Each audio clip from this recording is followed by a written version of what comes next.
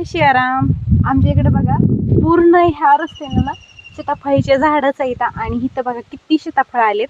आणखी काय डोळे उघडलेले नाहीत. डोळे उघडायला थोडासा टाइम आहे. खास करून दसऱ्यात त्याचे डोळे उघडतात बघा.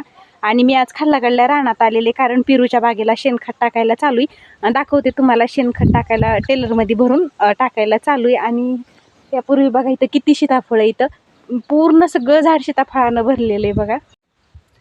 तर हे बघा सीताफळ खूप सारे सीताफळ आहेत आणि हो काही छोटे छोटे पण आणखी सीताफळ चालू आहेत बघा लागायला. ह्या वर्षी असं कधीच होत नसतंय पण असे 2-3 बहार आल्यासारखं झालेत बघा. म्हणजे की ही छोटे पण आणि ही बघा केवढे मोठे इथं सगळे सीताफळ खूप सारे सीताफळ आलेत बघा. आणि आमची मात्र ह्या वर्षी मज्जाच आहे सीताफळ खायला. हे बघा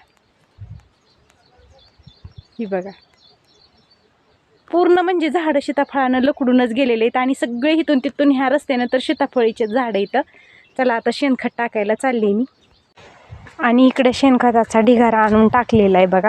बरेच दिवस झालं होतं आणि गाड्यानं काय वाहनं होईना गेलं तर म्हणून असं ट्रॅक्टरमध्ये चाललं आहे आमचं टाकायला. रासायनिक खतापेक्षा कधीही 10 पटीनं शेणखत शेतीला एकदम छान आणि त्याचा एकदम छान रिझल्ट पण येतो. आणि आज वाटतं एवढं शेणखत होईल. बघू आता काय होते. चला जय सियाराम.